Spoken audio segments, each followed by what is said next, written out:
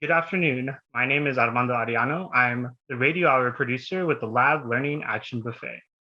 Doña Ana Community College and the lab are partners on a Humanities Action Lab project funded by the Andrew W. Mellon Foundation, among others. It is coordinated by personnel at Rutgers University in Newark, New Jersey, and supported by Rutgers University's School of Arts and Sciences, Newark, Express Newark. Today, I'm joined by Samantha Ion, a senior at California State University, Northridge, and a member of the HAL Humanities Action Lab. Samantha, thank you for agreeing to be interviewed. Thank you, Armando. Well, first, I just want to take a moment of appreciation for selecting me to share my thoughts on the impactful work that we're doing.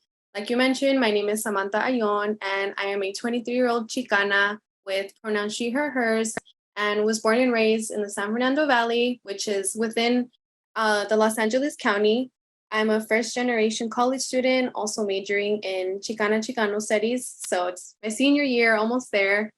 And currently, the HAL project that I'm involved in revolves around the collaboration with an organization called Padres Pioneros, which is an organization that focuses on community involvement with Chicanx and Latinx communities, so people of color. And we aim to elevate students to gain consciousness towards Mother Earth and restoring the land, and also guiding them to navigate spaces and take the lead of STEM spaces. So my role as a student fellow is having prepared with the SLICKR training program, which is an abbreviation for Student Leadership Institute for Climate Resilience. And I've been able to utilize that manual to address environmental and climate impact happening within here in the San Fernando Valley. And could you tell our listeners how you got into SLICKR, right? That's how you say that Yes. abbreviation? Cool. Yeah. Could you tell our listeners more about how you got into that project or just got involved overall? So initially, I did the SLICKR training in one of my Chicanx courses at CSUN with Professor Rosa Rivera Furumoto. And I was introduced to all of the environmental injustices that were happening, not only here in the San Fernando Valley, but globally, what global warming is causing. So upon creating and being able to get this opportunity with SLICKR, I was then offered another opportunity to work as a student assistant to teach the SLICKR training manual to our communities. So demographically, moms, grandmothers, aunts that are wanting to learn more about the environment, but sometimes don't have the resources. So I was able to educate them, kind of bring them on board of what's happening with climate change and global warming.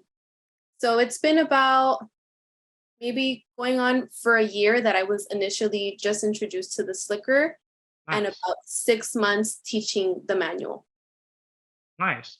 And so how long have you been with HAL, since this all seems to be very like close in time? Yes. So with HAL, I am fairly new. I would say about 3 months from being offered to go to the HAL convening that, happened in June in Newark. So about 3 months. Nice. How exciting. So what kind of how has it had an impact on the work and your life so far? Just like these initial 3 months of being in the HAL community. Definitely being more aware of what's happening on our land. Right now with the heat waves that we've been having and air pollution, everything that is just all around us has made me be more intentional with what I do in my day-to-day life activities. How usage of water, how I utilize electricity, recycling, all of those things. It's made me just more aware and just raising consciousness about our earth and how us humans, we're impacting Mother Earth and we have to take care of her. Yeah, no, I agree. Samantha, what are your hopes for the future, like in terms of being in part of like the HAL and the project that you're doing? I like the information spreading that you mentioned earlier. And well, it's good. Everybody wants to be informed. Yeah. So I think my hopes for the future with working for HAL, the project, and for myself is learning how we can be more intentional with ourselves when it comes to restoration of the land, and of course, that starts, I feel like, within ourselves because, for example, like when I first started the Slicker training program and was becoming so aware of these issues, I realized that I can make a difference, and so can other people in my community. And a lot of it can start with resources. Some people don't have access to resources, but if we have the information, we can share it along. We can share and collaborate and unite with one another because I feel because of the pandemic, we've kind of gone into isolation mode where we don't want to socialize or collaborate with people, or we're hesitant, we're scared. But if we have that information, why not share it? So I think one of my hopes is to, again, continue to spread the word of environmental justice and the important work that we're doing, but also still honoring ourselves. And, because this work is intense, it's impactful, but it's Mhm. also, it can be tiring sometimes. So that's why we can lean towards others and lean with one another to get that support. Nice. No, I completely agree. These are heavier topics. So we're like, hey, Yes. it takes a lot more energy to process Mhm. what's going on. Definitely. I thought of this question just now as you were just telling us about the resources. What kind are they multilingual resources? Or are they all in English? Because I remember at the How that was a thing that came up was like, hey, there are resources that we had available like for like Puerto Rico or something, but it was like, oh, it was only in English, but a lot of people speak Spanish only. So you're like, Yes. So here within the San Fernando Valley, it's mostly Spanish speaking communities. okay. So the Slicker training program had the opportunity to be translated into Spanish. So when we do these classes, they're intended for Spanish speaking communities, which is amazing. And we also do a lot of activities that centers, projects of the environment, like what you can do in your household, within your community to better restore Mother Nature. And Mhm. also just learning of what environmental justice is, because a lot of people don't understand the term, the economy, how we're in an extractive economy and trying to transform to a restorative economy. So all those little things it's included in the manual. Yeah. So it's Spanish. Mhm. Nice. That's so cool. I'm happy to hear that that angle is covered. Yes. Since you already dove that way a little bit, Samantha, what helpful suggestions regarding environmental justice can you give to people in Southern California specifically, and even other places in the U.S.? And you can use you can address different audiences depending on like what your tips are and things like.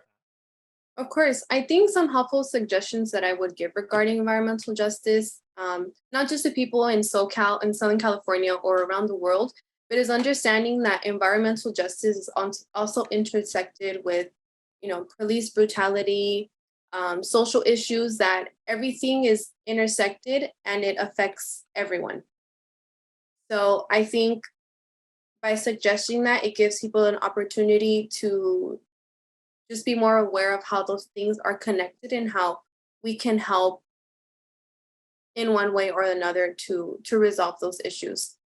Um, I'd also like to add that it's important to be aware of what's going on in our surroundings in our society, because it just gives another opportunity to see, okay, well, this is how I can change it, or let me approach this in a different manner. And again, I think it's just really about being intentional and the approach. Great. No, that's those are some great suggestions. And actually, just to keep it, we're on a roll.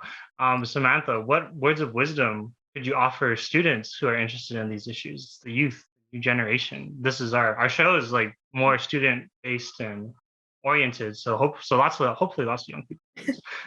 Well, I hope that the of wisdom that I give to students really impacts them, or it leaves them with, a mark of what I say. Honestly, I would say be, how can I say it? Understand that it's never too late to learn something new. I've been getting my bachelor's degrees for 7 years now. I graduated high school in 2016 and I'm still getting my bachelor's. So it didn't take the stigma of 4 years to finish your bachelor's, and just knowing that opportunities really are everywhere when you surround yourself with people that are aligned with similar goals like yourself, and understanding that it's okay to take a break. It's okay to take time to figure yourself out, because trying to navigate this world and navigate spaces that are not really meant for people of color, communities that are low income, vulnerable communities, frontline communities, it can be really difficult to navigate those spaces, and that imposter syndrome kicks in a lot. But yeah, just know that it's never too late. Always follow with what you feel aligned to. And I'm so grateful for HAL and for the people that I've came across, you all, that we all have similar goals, and we all have that goal of healing our communities, and of course essentially also healing ourselves and what we're going through. Nice. Yeah, I agree. Thank you. No, I'm happy to have met you too and everybody else. And like I'm glad that everybody who's been interviewed so far has taken the opportunity to speak about their projects, and it's been awesome. Yes. So, Samantha, thank you so much for your time on these important issues. There's more. You can find more information about the Flickr training project at parentpioneers.org. You can find more information on the HAL project at humanitiesactionlab.org. And you can find more information on the Lab Learning Action Buffet at lablc.org. Thank you and take care.